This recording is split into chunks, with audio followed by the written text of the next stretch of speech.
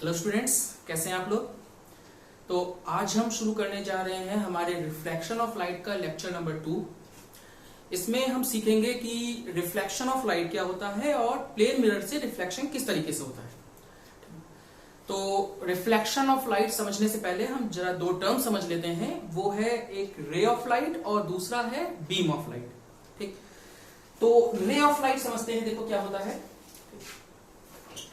रे of light समझने के लिए देखो सिंपल से कंसेप्ट है कि लाइट से हम डील करेंगे।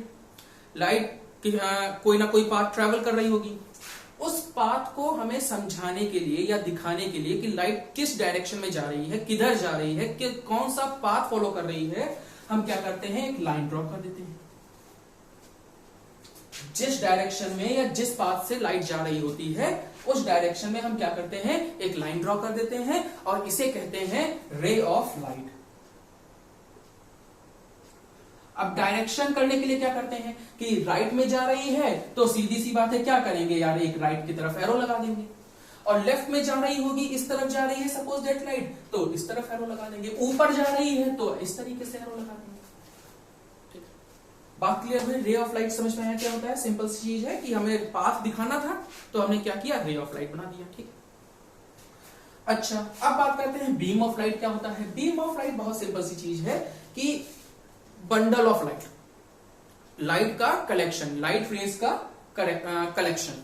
बहुत सारी जब लाइट रेज होती हैं तो उनके कलेक्शन को हम कहते हैं बीम ऑफ लाइट। जैसे सिंपल सी एग्जांपल है कि एक टॉर्च है। अब इस टॉर्च से एक लाइट रे तो निकलेगी नहीं। कैसे बनाते हो, जब टॉर्च से लाइट निकल रही है तो किस तरीके से करते हो, इस तरीके से करते हैं। डायरेक्शन बहुत जरूरी है भाई, एरोज लगाने बहुत जरूरी है, क्योंकि एरोज हमें बताते हैं कि लाइट किस तरफ जा रही है। ठीक है ना, तो इस तरफ लाइट जा रही है।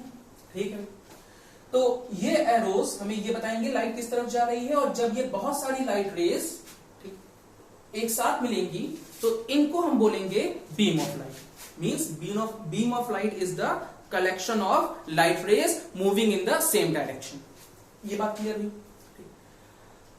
जैसे एक और है, जैसे सन है, सन की भी बीम होती है ना। सन में एक लाइट, जब सन बनाते हैं तो क्या करते हैं, क्या एक सर्कल बनाते हैं। ठीक, फिर एक रे बनाते हैं क्या, नहीं, हम क्या करते हैं, बहुत सारी रेज ऑफ लाइट बनाते हैं। इसे हम बोलते हैं बीम ऑफ लाइट। बात क्लियर हुई, बीम ऑफ लाइट क्या होता है। ठीक है भाई, आगे बढ़ते हैं।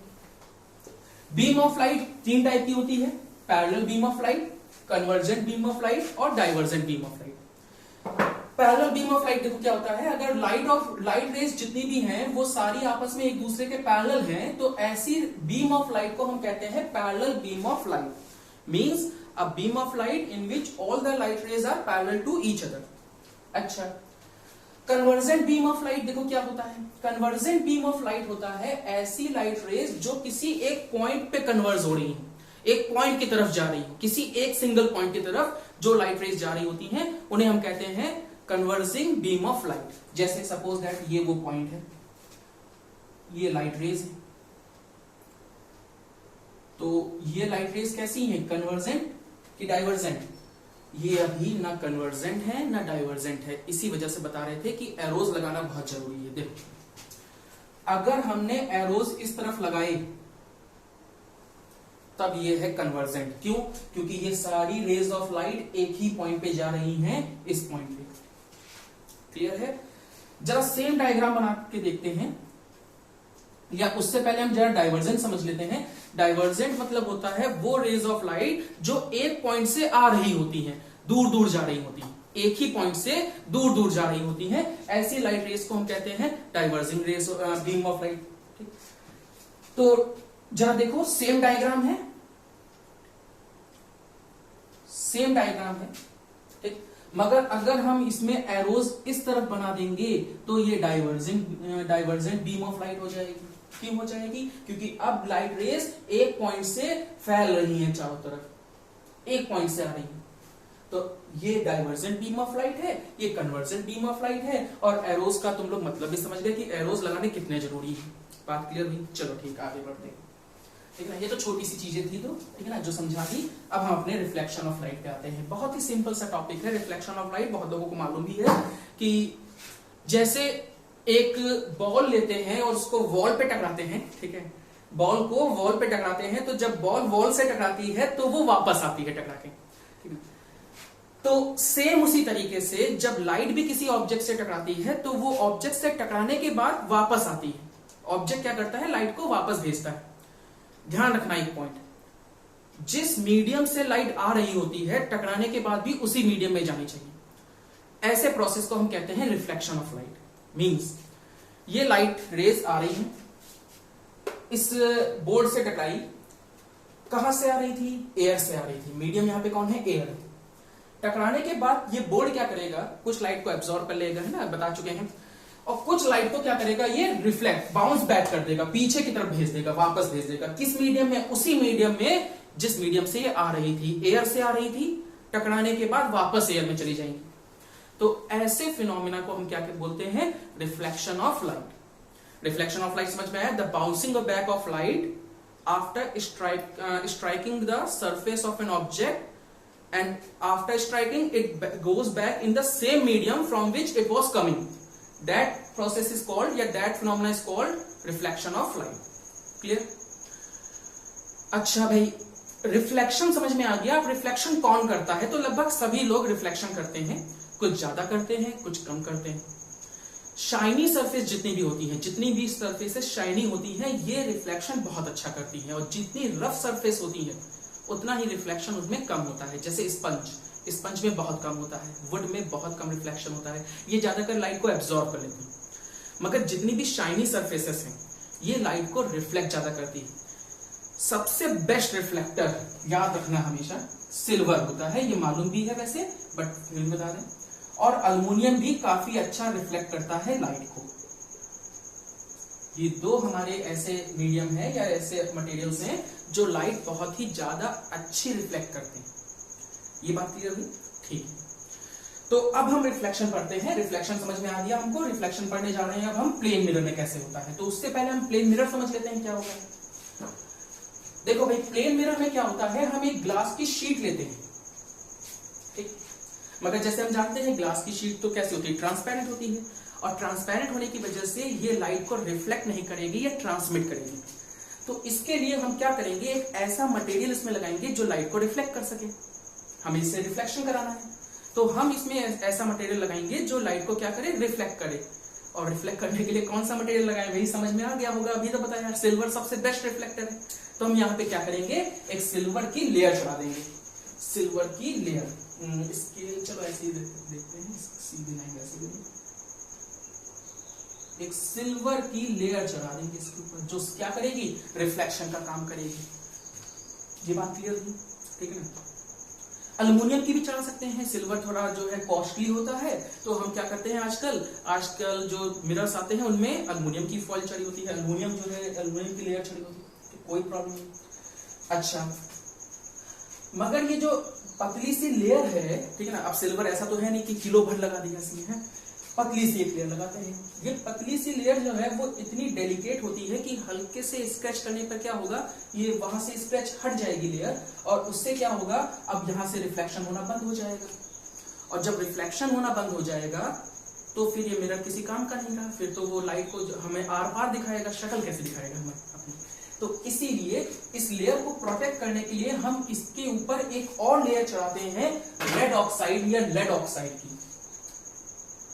इसके ऊपर इस अल्युमिनियम या सिल्वर की लेयर को प्रोटेक्ट करने के लिए हम इसके ऊपर एक और लेयर चढ़ाते हैं, जिसे हम बोलते हैं लेड ऑक्साइड, या तो कोई भी लेयर चढ़ा सकते हैं, बहुत मटेरियल्स होते हैं, ठीक है ना। रेड ऑक्साइड भी चढ़ाते हैं, और जिंक के भी बहुत सारे कंपाउंड्स हैं जो हम इसके ऊपर चढ़ा सकते हैं। मेन काम इसका ये है कि ये सिल्वर की लेयर को प्रोटेक्ट करती है स्क्रैचिंग से। बात क्लियर हुई, ठीक है ना। हम मिरर कैसे बनाएंगे प्लेन, अपने डायग्राम्स में हम इतनी लेयर्स नहीं बनाएंगे इस कलर की। तो हम क्या करेंगे, हम एक सीधी लाइन खींचेंगे जो हमको मिरर सरफेस बताएगा, और इसके बहुत सारे हेयर्स बना देंगे, ये हमको पॉलिश सरफेस बताएगा कि कौन सी सरफेस क्या है, पॉलिश्ड है। क्लियर है। इस तरीके से हम प्लेन मिरर को की फॉर्मेशन करेंगे अपने डायग्राम्स में। बात क्लियर हुई, ठीक है। तो प्लेन मिरर समझ में आया क्या होता है। अब इससे रिफ्लेक्शन समझते हैं, ठीक है ना। तो जरा देखते हैं क्या होता है। एक रे ऑफ लाइट आई, इससे टकरा गई, इसे हम बोलते हैं इंसिडेंट रे। सिंपल सा नाम से ही क्लियर है। इंसिडेंट माने घटना, कोई चीज जो घटित होती है, बन रही है, हो रही है, ठीक ना, उसे हम कहते हैं इंसिडेंट। तो ये लाइट रे इस मिरर पे पड़ रही है, ठीक है ना, गिर रही है, तो घटित हो रही है, तो इसीलिए हम इसको क्या बोलते हैं, इंसिडेंट रे बोलते हैं। इंसिडेंट रे, इंसिडेंट रे समझ में आया क्या होता है।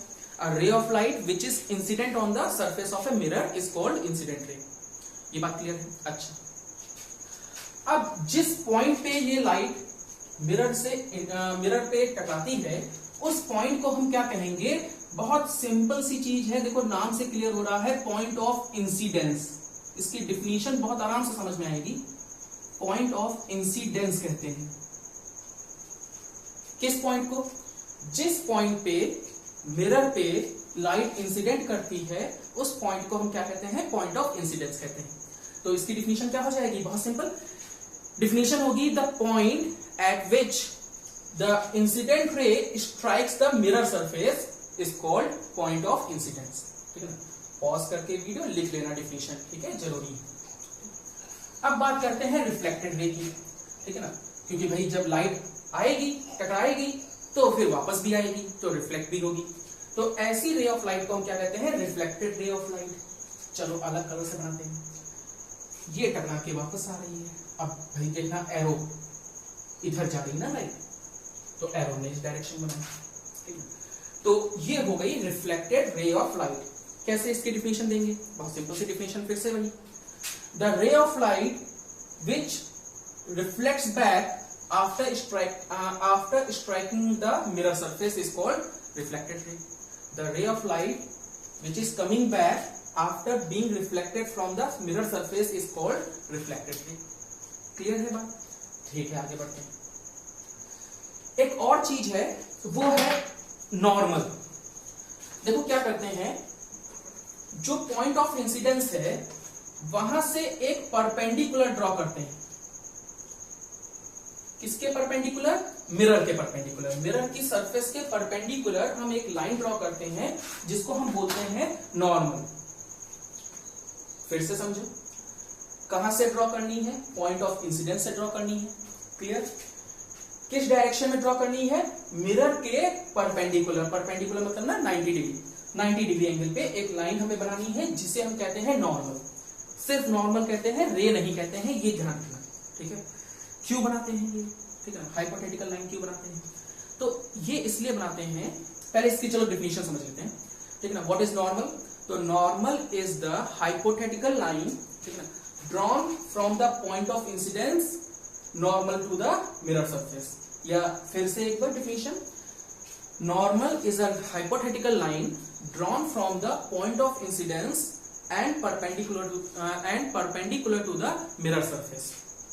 मिरर सरफेस के परपेंडिकुलर पॉइंट ऑफ इंसिडेंस से जो लाइन हम ड्रॉ करते हैं, उसे हम क्या कहते हैं, नॉर्मल कहते हैं। ये बात समझ में आती है, ठीक।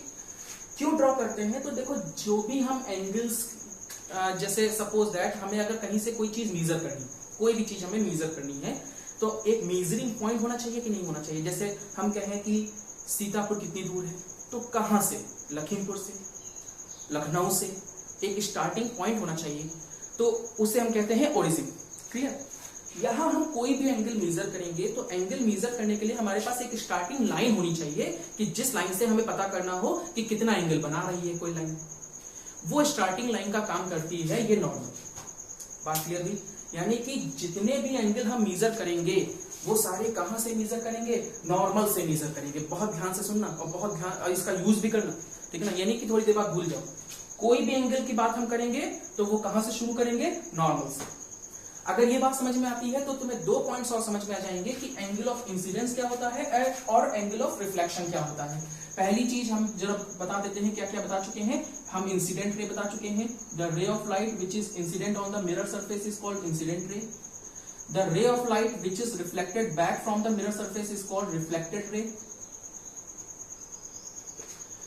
The point at which the ray of light incident the mirror surface is called point of incidence. फिर क्या था, normal, hypothetical line drawn from the point of incidence and perpendicular to the mirror surface is called normal. यहां पे हमने रे नहीं लगाया। अब दो पॉइंट्स और हैं, वो है एंगल ऑफ इंसिडेंस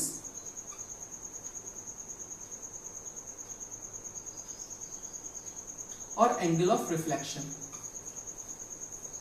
या दिमाग लगा और थोड़ा सा खुद ही समझो कि ये क्या होने चाहिए। एंगल ऑफ इंसिडेंस यानी इंसिडेंट होने का एंगल, तो यार इंसिडेंट रे ये है और कोई भी एंगल हम मेजर इस रे से करेंगे, तो सीधी सी बात है इनके बीच के एंगल को हम क्या कहेंगे, एंगल ऑफ इंसिडेंस कहेंगे। The angle between the incident रे and the normal is called angle of incidence. ऐसे ही एंगल ऑफ रिफ्लेक्शन क्या होना चाहिए, जो रिफ्लेक्टेड रे और नॉर्मल के बीच का एंगल है, तो the angle between the reflected ray and the normal is called angle of reflection. Simple, बात क्लियर थी, ठीक है ना। फिर से एक बार, the angle between the incident ray and the normal is called incident angle of incidence, or the angle between the reflected ray and the normal is called angle of reflection। Simple बात है, ठीक है भाई। चलो अच्छा, ये points हो गए, ठीक है। अब हम पढ़ने जा रहे हैं लॉज ऑफ रिफ्लेक्शन क्या होते हैं। चलो ये कर लेते हैं, ठीक है। लॉज ऑफ रिफ्लेक्शन क्या होते हैं, तो दो लॉज ऑफ रिफ्लेक्शन है हमारे। पहला लॉज ऑफ रिफ्लेक्शन है, पहला लॉ ऑफ रिफ्लेक्शन है, वो ये है कि जो, बहुत ध्यान सुनना, ठीक है ना। लॉज ऑफ रिफ्लेक्शन बहुत ध्यान से सुनना भाई, ठीक है। The angle of incidence is always equal to angle of reflection. बहुत फिर से एक बार ध्यान से, the angle of incidence is always equal to angle of reflection. मतलब कि ये जो एंगल ऑफ इंसिडेंस है और ये जो एंगल ऑफ रिफ्लेक्शन है, ये हमेशा आपस में इक्वल होंगे, हमेशा इक्वल होंगे। ये बात क्लियर हुई। मतलब ये मिरर था, ये लाइट आई, टकराई, वापस आ गई, ये नॉर्मल है। अगर ये 30 डिग्री है तो ये भी कितना होगा, 30 डिग्री। बताओ, अगर मान लो लाइट, ये नॉर्मल, यहां पे पढ़ने जा रही है लाइट, ठीक, नॉर्मल पे ही जा रही है, ऐसे ही जा रही है सीधे नॉर्मल पे, यानी मिरर पे कैसे पढ़ रही हो, परपेंडिकुलर 90 डिग्री। नॉर्मल से एंगल ऑफ इंसिडेंस यहां पे कितना है, 0 डिग्री, ठीक है ना। नॉर्मल भी यही है और लाइट भी इसी डायरेक्शन में जा रही है, तो नॉर्मल और इंसिडेंट रे के बीच में एंगल कितना है, 0 डिग्री। तो अगर एंगल ऑफ इंसिडेंस 0 डिग्री है तो एंगल ऑफ रिफ्लेक्शन भी 0 डिग्री होगा। 0 डिग्री मतलब रिफ्लेक्टेड लाइट नॉर्मल से कितना एंगल बनाएगी, 0 डिग्री। और जब रिफ्लेक्टेड लाइट नॉर्मल से 0 डिग्री एंगल बनाएगी तो यानी नॉर्मल के ऊपर ही होगी, तो रिफ्लेक्ट लाइट भी वापस से इसी डायरेक्शन में वापस आ जाएगी। यानी जब लाइट प्लेन मिरर के नॉर्मल पड़ती है, 90 डिग्री में पड़ती है, तो उसी डायरेक्शन में क्या होती है, वापस आ जाती है। ये बात क्लियर हुई, ठीक है। 45 डिग्री एंगल पे पड़ेगी तो 45 डिग्री एंगल पे रिफ्लेक्ट हो जाएगी। ये पहला लॉ है। दूसरा लॉ क्या कहता है, दूसरा लॉ कहता है कि जो एंगल, जो इंसिडेंट रे है, जो रिफ्लेक्टेड रे है और जो नॉर्मल है, नॉर्मल रे नहीं, नॉर्मल से, ठीक है, जो इंसिडेंट रे है, जो रिफ्लेक्टेड रे है और जो नॉर्मल है, ये तीनों एक ही प्लेन पे लाई करती है। इसका क्या मतलब है, देखो समझाते हैं। एक प्लेन मतलब समझते हो, एक प्लेन मतलब एक समझ सकते हो, एक फ्लैट सरफेस या एक पेपर, ऐसे समझ लो, ठीक है ना। एक ही पेपर पे लाई करेंगे, कैसे समझाते हैं। देखो भाई, जैसे ये ब्लैक रे है, इंसिडेंट रे है ना, तो ये मान लिया हमने इंसिडेंट रे है, ब्लैक पेन, ठीक। ग्रीन हमने नॉर्मल लिया है तो हमने ग्रीन के नॉर्मल ले लिया, और ये रेड जो है हमने रिफ्लेक्टेड रे ली है, तो ये रेड रिफ्लेक्टेड रे हो गई, इस तरीके से, ठीक। अच्छा, बात समझ में आ रही है, ठीक है। अब हम जरा थोड़ा सा इसको एडजस्ट करने जा रहे हैं इस तरीके से। एंगल ऑफ इंसिडेंस और एंगल ऑफ रिफ्लेक्शन बराबर हैं, मगर इस तरीके से है, थोड़ा सा देख सकते हो इस तरीके से। क्या बताओ, क्या इनको हम तीनों पेन को एक ही पेपर पे रख सकते हैं क्या इस समय। देखो यहां रखेंगे तो ये 2 पेन आएंगे, ये रह जाएगा। इसको रखने की कोशिश करेंगे एक पेपर पे तो ये पेन रह जाएगा, इसको रखने की कोशिश करेंगे तो ये पेन रह जाएगा। तो ये तीनों एक ही प्लेन पे इस समय नहीं है। थोड़ा सा ध्यान दो, और हम अगर इस तरीके से इन पेन को पकड़ें, ये देखो, क्या ये अब तीनों एक ही पेपर पे आ रहे हैं? बिल्कुल आ रहे हैं। इनको कहा जाता है एक प्लेन पे। क्लियर है बात? तो यही डिफिनेशन, यही सेकंड लॉ ऑफ रिफ्लेक्शन है कि जो इंसिडेंट रे होगी, जो रिफ्लेक्टेड रे होगी और जो नॉर्मल होगी, ये तीनों एक ही प्लेन पे होंगे। एक ही प्लेन पे कहने का मतलब है ये नहीं कि इंसिडेंट रे ये नॉर्मल है, ठीक है ना, नॉर्मल ग्रीन थी ना, ठीक है, ये इंसिडेंट रे है ब्लैक से, ये इंसिडेंट रे है, ये 30 डिग्री एंगल बन रहा है मान लो, तो 30 डिग्री कहीं भी बन जाए, ऐसा नहीं, इसी प्लेन पे बनेगा 30 डिग्री। बात क्लियर हुई ये बात? ठीक, दोनों लॉ समझ में आए, ठीक है ना। सेकेंड लॉ फिर से सुन लो, the incident ray, the reflected ray and the normal all lie in the same plane. ठीक है, बात क्लियर है? लिख सकते हो ये दोनों लॉस, ठीक है, बहुत इंपॉर्टेंट लॉज हैं। चलो आगे बढ़ते हैं, पॉइंट समझ में आए? अब बात करते हैं प्लेन मिरर में इमेज कैसे बनती है, ठीक है ना। प्लेन मिरर इमेज कैसे बनाता है, उससे पहले ये समझते हैं कि इमेज कैसे बनती है, कहीं भी इमेज बनती कैसे है, ठीक है। तो इमेज बनाने के लिए देखो क्या जरूरी है, ठीक है ना।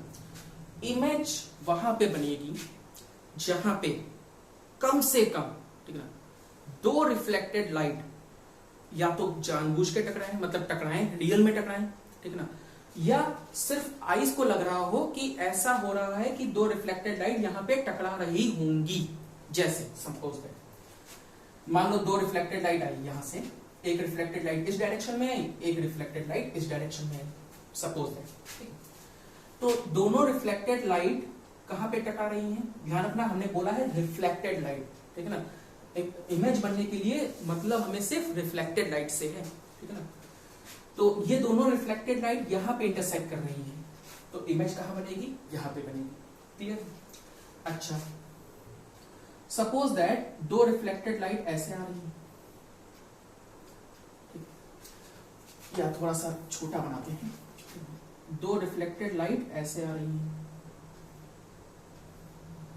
और ये आई है, ये रिफ्लेक्टेड लाइट वापस आ रही है, ठीक। तो अब क्या है, आई को लगेगा कि ये दोनों रिफ्लेक्टेड लाइट कहां से आ रही हैं? इस जगह से आ रही है, इस पॉइंट से आ रही है। तो इमेज क्या कहां बनेगी? इस पॉइंट पे बनेगी, यहां पे बनेगी, ठीक है। दोनों में फर्क क्या है? एक में बनेगी रियल इमेज और एक में बनेगी वर्चुअल इमेज। यानी कि इमेज दो टाइप की होती है, एक रियल इमेज होती है और एक वर्चुअल इमेज होती है। इस केस में रियल इमेज बनेगी, इस केस में वर्चुअल इमेज बनेगी। रियल इमेज क्या होती है, वर्चुअल क्या होती है? नाम से क्लियर है, रियल इमेज वो इमेज होती है जो रियली में कहीं बन रही है, और रियली में बन रही हो मतलब रियल में लाइट इंटरसेक्ट कर रही होगी। जैसे कि एग्जाम्पल के तौर पे हम देखते हैं, जैसे जब हम फिल्म देखने जाते हैं तो प्रोजेक्टर क्या करता है, फिल्म की स्क्रीन पे जो इमेज बनाता है वो रियल इमेज होती है, वो रियली में वहां पे होती है। अगर उस स्क्रीन को हटा के तुम अपना हाथ रख दोगे तो वहां पे तुम्हारी इमेज भी, जो मतलब पीछे फिल्म चल रही है उसकी इमेज तुम्हारे हाथ पे भी बनेगी, ठीक है ना, क्योंकि वो इमेज रियल में वहां पे है। तो ऐसी इमेज को हम रियल इमेज कहते हैं, जो कि बनती है किस वजह से? लाइट रेस के, रिफ्लेक्टेड लाइट रेस के एक्चुअल इंटरसेक्शन की वजह से। ये बात समझ में आई? रियल इमेज हमेशा इन्वर्टेड होती है, अभी चलो बताते हैं, ठीक है ना। वर्चुअल इमेज कब बनती है? वर्चुअल इमेज वहां बनती है जहां आईज को लगता है कि लाइट रेस यहां से आ रही होंगी। क्लियर? जैसे एग्जाम्पल के तौर पे, जैसे हम, एक चीज तो है कि जब भी स्कूल के लिए आते होगे तो सबसे पहले शीशा तो जरूर देखते होगे, ठीक है ना, बाल बांधने के लिए या कुछ भी, ठीक, कैसे लग रहे हैं, ठीक। तो शीशे में जो तुम देखते हो वो शीशा कहाँ लगा होगा? ज्यादातर घरों में लगा होता है, अलमारी होती है, अलमारी के ही एक बगल में शीशा लगा होता है, ठीक है। उसमें शीशा लगा हुआ है, तुम उसमें अपनी इमेज देख रहे हो, ठीक है। मान लो तुम बिल्कुल मिरर के बिल्कुल पास में खड़े हो, चिपक के खड़े हो, ठीक, इमेज भी तुम्हारी पास में होगी। तुम 2 कदम पीछे चले जाओ, अब क्या होगा? 2 कदम पीछे जाओगे तो तुम्हें लगेगा इमेज भी 2 कदम पीछे चलेगी, ठीक है। पीछे कहाँ क्या है? कुछ है नहीं। अगर वहां पे हम एक पेपर रख दें तो क्या पेपर पे इमेज बनेगी? या हाथ पे रखे तो हाथ पे इमेज बनेगी? नहीं बनेगी। अंदर तो कपड़े रखे हुए हैं, ठीक है ना, अलमारी के अंदर क्या रखा हुआ है? कपड़े रखे हुए हैं, वहां पे तो कोई इमेज है नहीं, ठीक है ना। मगर हमें तो लग रहा है कि इमेज पीछे जा रही है, पीछे कहाँ चली जाएगी? वहां पे कुछ नहीं है, सिर्फ ब्रेन को थोड़ा सा एक इल्यूजन हो रहा है कि इमेज वहां पे बन रही है। वर्चुअल इमेज हमारे ब्रेन का एक इल्यूजन है, ठीक है ना। हमारे ब्रेन में पहले से ही एक इंफॉर्मेशन फीड है कि लाइट रेज हमेशा सीधे चलती है। अब क्या हुआ, लाइट रेज ऐसे आ रही थी, अब ब्रेन को लग रहा था कि लाइट रेज तो सीधे चलती हैं, तो उसने आई से कहा देख के बताओ कि ये लाइट रेज कहां से आ रही होंगी। तो आइज ने कहा अच्छा ये ऐसे आ रही हैं, तो इसका मतलब है ये दोनों लाइट रेज कहां से आ रही होंगी, इस पॉइंट से आ रही होंगी।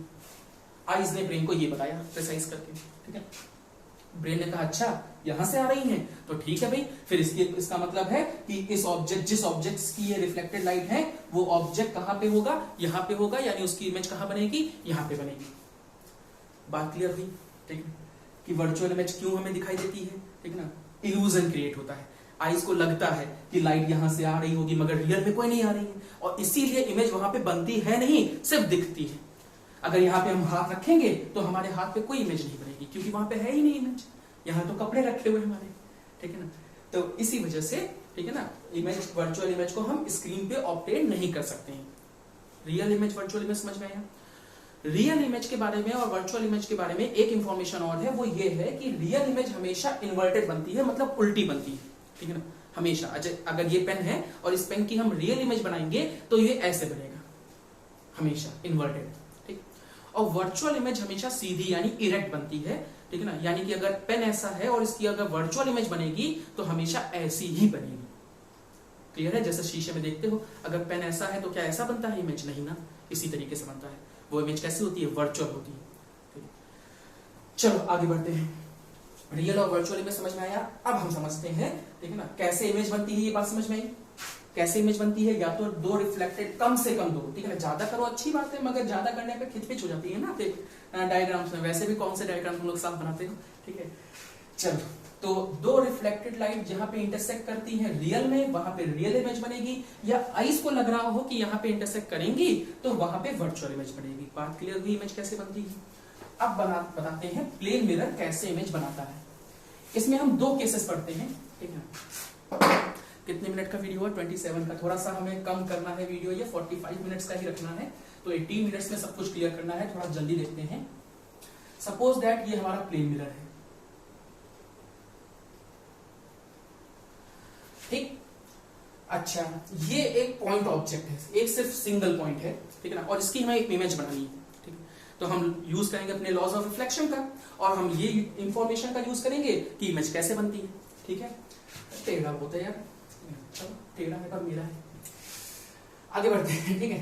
तो इसके लिए हमें दो रिफ्लेक्टेड लाइट चाहिए, है ना, जहां पे दो रिफ्लेक्टेड लाइट इंटरसेक्ट करती है वही तो इमेज बनती है, तो हमें दो रिफ्लेक्टेड लाइट चाहिए। तो रिफ्लेक्टेड से पहले तो इंसिडेंट होनी चाहिए ना, तो भैया हम देखो क्या करने जा रहे हैं। पहली लाइट इंसिडेंट, सबसे सिंपल लाइट बनाना, सीधे भेज दो परपेंडिकुलर। अभी बताया, जब परपेंडिकुलर लाइट जाती है तो उसी रास्ते वापस आ जाती है। तो एक रिफ्लेक्टेड लाइट हमें मिल गई, ये ध्यान रखना, ये रिफ्लेक्टेड लाइट नहीं है, ये रिफ्लेक्टेड लाइट है, ध्यान रखना, ठीक है ना, ये रिफ्लेक्टेड लाइट पहली, ठीक है। दूसरा, अब हम दूसरी तो यहां नहीं भेज सकते ना, तो दूसरी हमने किसी और जगह पे भेज दिया। अब ये टकराने के बाद कैसे आएगी वापस, तो इसके लिए हम लॉज ऑफ रिफ्लेक्शन लगाएंगे। लॉज ऑफ रिफ्लेक्शन लगाने के लिए हम क्या करेंगे, यहां पे पहले एक परपेंडिकुलर ड्रॉ करेंगे, परपेंडिकुलर,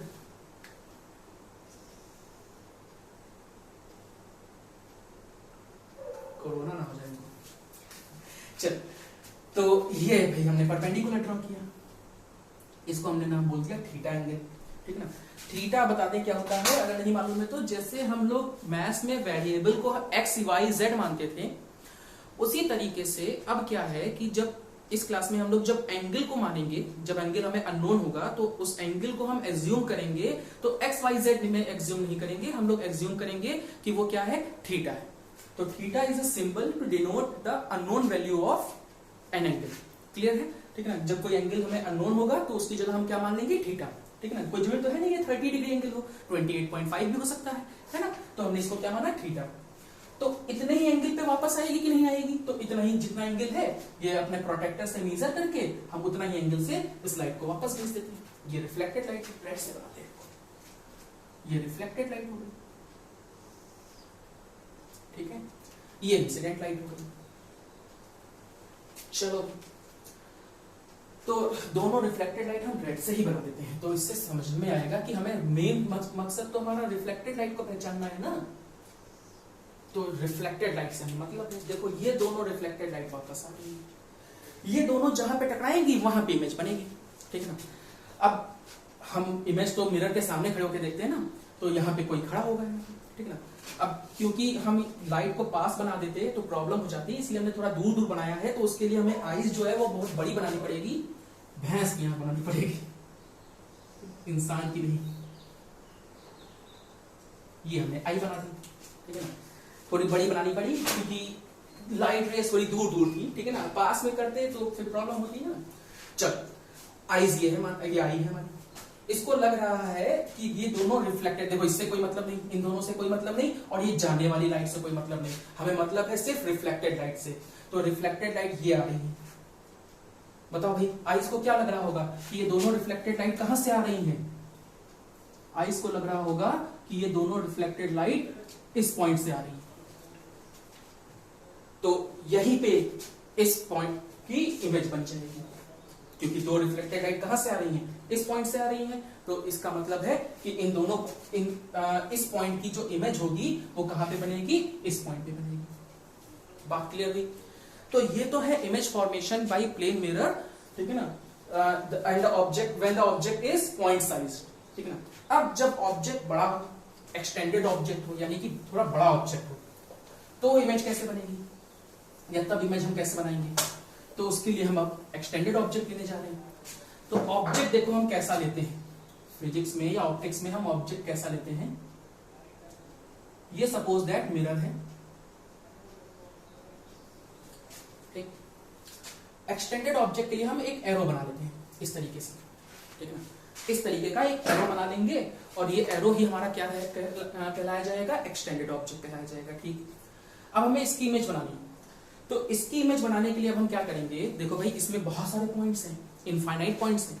अब हम इनफाइनाइट पॉइंट्स की तो इमेज बनाएंगे नहीं, तो हम क्या करते हैं, हम सबसे ऊपर वाले की इमेज बना लेते हैं, सबसे ऊपर वाले पॉइंट की, सबसे नीचे वाले पॉइंट की इमेज बना लेते हैं, और बाकी सारे पॉइंट्स की इमेज मान लेते हैं कि उन्हीं के बीच में होगी, क्योंकि भाई सारे पॉइंट्स की इमेज बनाना तो इम्पॉसिबल है ना। तो हमने क्या किया, ऊपर की इमेज बना ली, सर की इमेज बना ली, पैर की इमेज बना ली, बाकी की बॉडी तो उन्हीं के बीच में होगी ना। ये तो नहीं कि आंख इधर है, एक आंख इधर दिखती है, ठीक है ना, ऐसा तो होता नहीं है, ठीक है। पूरी बॉडी एक ही में दिखाई देती है, ऐसा तो नहीं, पेट कहीं और दिखाई दे रहा है। तो पहला पॉइंट, आखिरी पॉइंट, इनकी इमेज बनाएंगे, और जो है क्या करेंगे, हमें पता लग जाएगा कि पूरी बॉडी की इमेज कहां बनेगी। तो जल्दी जल्दी बनाते हैं भाई, ठीक है, इसको देर नहीं करते हैं। मालूम है एक लाइट सीधे जाएगी, उसी रास्ते वापस आ जाएगी, फिर एक इधर जाएगी, टकरा के किसी एंगल पे, उसी एंगल पे वापस आ जाएगी। आई को लगेगा कि ये दोनों लाइंस इस पॉइंट से आ रही हैं, तो इस पॉइंट की इमेज यहां बन जाएगी, ठीक है। सेम इस पॉइंट के लिए करो यार, हाँ कर सकते हो खुद ही। इस पॉइंट की इमेज कैसे, अभी पॉइंट ऑब्जेक्ट की इमेज बनाना सिखाया ना, तो इस पॉइंट की हमने इमेज बना ली, अब इस पॉइंट की बनाते हैं। देखो एक लाइट सीधे जाएगी, उसी रास्ते वापस आ जाएगी, फिर दूसरी लाइट जो है इस तरफ जाएगी, और किसी एंगल, जिस एंगल पे जा रही होगी उसी एंगल पे वापस आ जाएगी। आई को लगेगा कि ये दोनों लाइटें कहां से आ रही हैं, इस पॉइंट से आ रही हैं। तो इस पॉइंट की इमेज देखो, ब्लू कलर की लाइट देखो, इस पॉइंट की इमेज यहां बन रही है, और इस पॉइंट की इमेज यहां पे बन रही है। तो पूरे ऑब्जेक्ट की इमेज कहां बनेगी, इस तरीके से बनेगी कि नहीं बनेगी, बन गई इमेज, सिंपल। एक्सटेंडेड ऑब्जेक्ट की इमेज प्लेन मिरर कैसे बनाता है, ये सिंपल सा है। इस इमेज की क्या कैरेक्टरिस्टिक्स हैं, ठीक है ना, मतलब क्या खूबियां हैं इस इमेज की, कैसी इमेज है, इसके बारे में जानते हैं, ठीक है।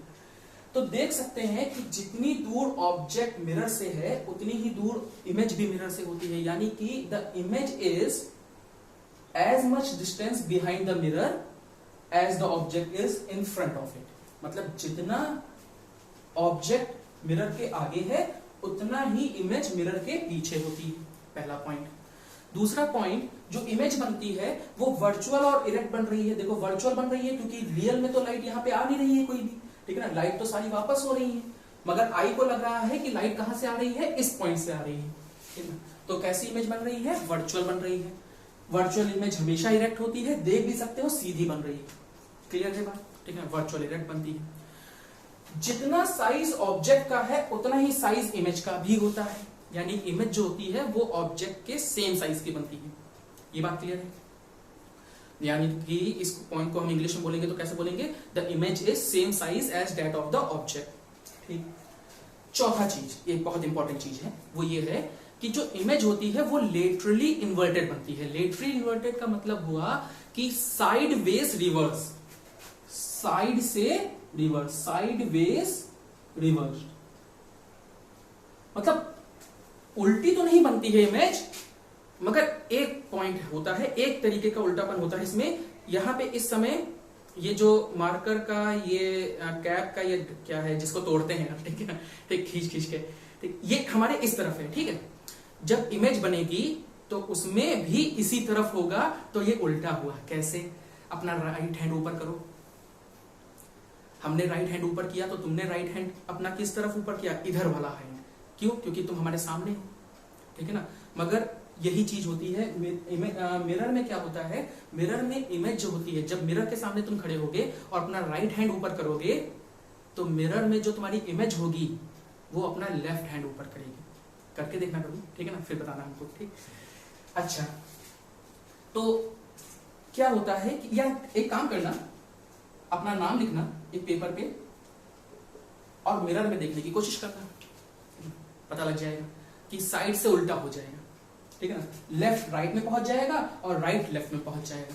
इसी को बोलते हैं साइडवेज रिवर्स या लेटरली इन्वर्टेड। Laterally inverted. तो इमेज जो बनती है वो कैसी बनती है? लेटरली इन्वर्टेड बनती है। The image formed by the plane mirror is laterally inverted. बात क्लियर हुई, ठीक है ना। लेटरली इन्वर्टेड समझ में आया? इसी वजह से एम्बुलेंस देखा होगा, उसमें उल्टा एम्बुलेंस लिखा होता है। क्यों लिखा होता है? क्योंकि जब हम अपनी बाइक में जो या कार में जो मिरर लगे होते हैं उनमें जब हम देखेंगे उस एम्बुलेंस को तो वो एम्बुलेंस हमको क्या होगा? फिर से उल्टा दिखाई देगा, है ना। पहले से उल्टा लिख देते हैं इस तरीके से।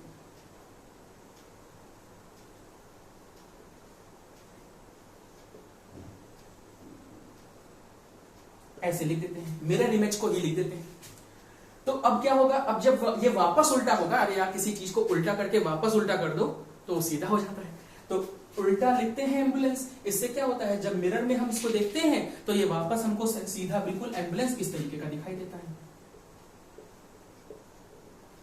ताकि एकदम से पता लग जाए कि हाँ भाई एम्बुलेंस आ रही पढ़ के, ठीक ना। वैसे साइरेन तो बजाती है ठीक है। अच्छा भाई, तो ये बात समझ में आई। कैरेक्टरिस्टिक्स ऑफ इमेज समझ में आया कि जो है प्लेन मिरर जो इमेज बनाता है वो उसकी कैरेक्टरिस्टिक्स क्या है, ठीक। एक फाइनल टॉपिक बचा है और टाइम पे हो जाएगा खत्म लगता है, ठीक है। वो है uses of plane mirrors. Plane mirror के आखिर यूज क्या है, ठीक है ना। तो भाई एक तो बहुत जरूरी है जो ड्रेसिंग टेबल में यूज होता है, ठीक है ना। ऐसा मत कहना कि जो है फॉर बाइंग अवर हेयर्स, ठीक है ना, इस तरीके से नहीं कहना है, ठीक है ना। बाल बांधने के काम नहीं आता है, ठीक है। हम लोग इस तरीके से बोलेंगे ड्रेसिंग टेबल में आता है, ठीक है ना। It is used in dressing tables, ठीक है ना, फॉर मेकअप्स, ठीक। अच्छा, ये तो एक कॉमन यूज हो गया, ठीक। और यूज समझते हैं, देखो क्या क्या होते हैं, ठीक। प्लेन मिरर के और यूज हैं। देखो प्लेन मिरर यूज होता है ब्लाइंड टर्न्स पर, यानी कि अगर बहुत ही शार्प टर्न्स हैं, जैसे अभी बताते हैं, ठीक।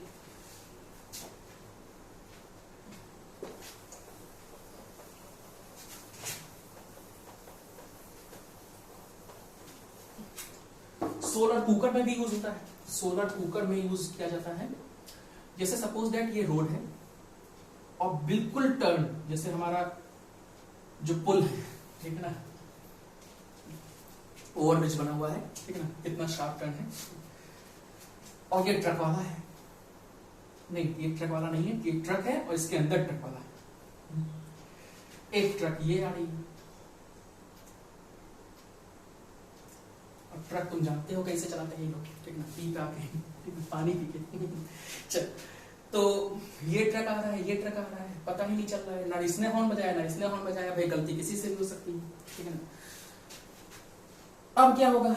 स्पीड में आ रहे हैं, घूमने की कोशिश की है, ये भी आए, दोनों लोग जब पास में सामने सामने आएंगे तो बहुत तेज आएंगे ना, सीधी सी बात है। अगर थोड़ा धीरे भी चला रहे होंगे तब भी लगेगा कि तेज आ रहे हैं, टकरा जाएंगे। इतनी जल्दी ब्रेक नहीं लगा पाए मान लो, ठीक है ना, होश में नहीं थे तो टकरा गए। और टकराने से भी समझ सकते हो क्या होगा, एक्सीडेंट हो जाएगा, ठीक है ना, प्रॉब्लम हो सकती है। तो यहाँ पे क्या करते हैं, 45 डिग्री एंगल पे एक मिरर लगा देते हैं, प्लेन मिरर। ये प्लेन मिरर क्या करता है? जो ट्रक वाला यहाँ पे बैठा हुआ है उसको इस प्लेन मिरर में यहां से आता हुआ ट्रक दिखाई देगा। कैसे? यहां से ट्रक वाले की इमेज यहाँ पे इससे लाइट आएगी और इसके पास जाएगी लाइट, तो इसे लगेगा लाइट आ रही है यहाँ से, इसकी इमेज दिखाई देगी प्लेन मिरर में, ठीक है ना। पता लग जाएगा हाँ भाई ट्रक आ रही है, स्पीड बहुत स्लो कर लेगा और आराम से निकल जाएगा। ये ट्रक वाले को भी इसकी इमेज दिखाई देगी, ठीक है ना। 45 डिग्री एंगल पे रखा हुआ है ना, ठीक है ना, तो 45 डिग्री एंगल पे पड़ेगी, 45 डिग्री एंगल पे रिफ्लेक्ट होगी तो ये 90 डिग्री बनेगा, ठीक है। तो इसको भी दिखाई देगा कि ये जो ट्रक वाला है ये ट्रक अपने लेके आ रहा है, ठीक।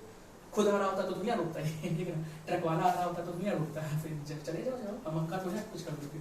चल, तो ये दोनों गए भाई, ठीक है ना। देखा एक दूसरे को, स्पीड कम कर लेंगे, स्पीड कम कर लेंगे तो क्या होगा, एक्सीडेंट होने से बच जाएगा, ठीक है। ठीक, बार्बर की शॉप में यूज होता है, ठीक है। बार्बर की शॉप में अपना चेहरा देखने के लिए, ठीक है ना, यूज होता है, ठीक। ज्वेलरी शॉप में यूज करते हैं इसका, ठीक है ना। ज्वेलरी शॉप में क्या करते हैं, जब छोटी ज्वेलरी शॉप होती है, ठीक है, तो उसमें क्या करते हैं हम लोग प्लेन मिरर्स लगा लेते हैं। प्लेन मिरर्स लगाने से क्या होता है, ठीक है भाई, तुम गए पहली बार, तुम्हें तो मालूम नहीं दुकान कैसी है, प्लेन मिरर यहाँ पे वॉल पे लगा होगा तो हमारे पूरे कमरे की इमेज एक बार फिर से इस पे बनेगी।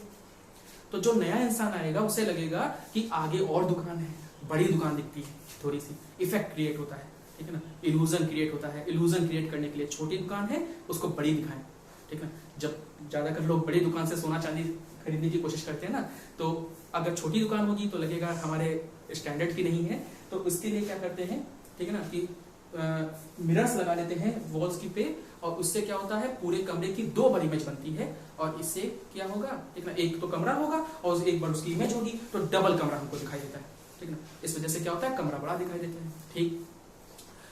कैलाइडोस्कोप सुना है, ठीक ना, पेरिस्कोप या तो, ठीक है ना। पेरिस्कोप क्या होता है, जैसे सपोज दैट पेरिस्कोप में यूज होता है प्लेन मिरर, जैसे सपोज दैट ये वॉल है, यहाँ पे ट्री लगा हुआ है, यहाँ पे एक इंसान है।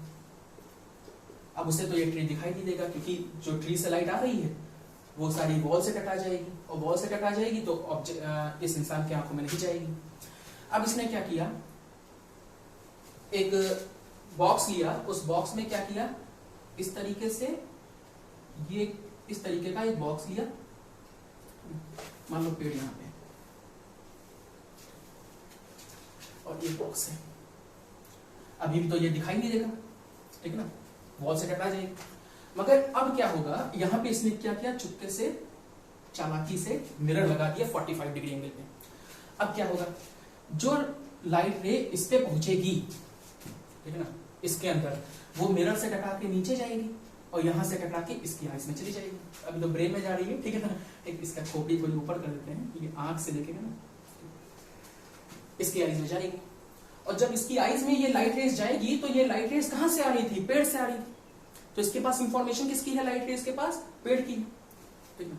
तो इसे ये पेड़ इस दीवार के आर पार भी कहां दिखाई देगा, इसके अंदर दिखाई देगा, इसकी इमेज यहां पे दिखाई देगी पेड़ की इस मिरर में, ठीक है ना। ये बहुत काम आता है मिलिट्री पर्पस में, ठीक है ना। गोलीबारी चल रही है तो ये तो है नहीं कि बंदूक लेके बस भुनना शुरू कर दिया, ठीक है ना, कोई रिवाइव देने वाला नहीं आएगा, ठीक है। तो उसके लिए हम क्या करेंगे, ठीक है ना, कि या आर्मीज वाले लोग क्या करते हैं, एक गड्ढा बनाते हैं,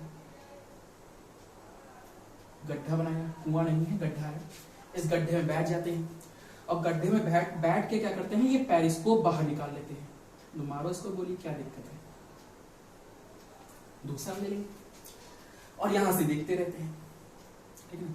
खुद खड़े होके नहीं कि बाहर निकल गए और देख रहे हैं हाँ कहाँ कौन कौन है, ठीक है ना, एक सेकंड में गड़बड़ हो जाएगी, ठीक।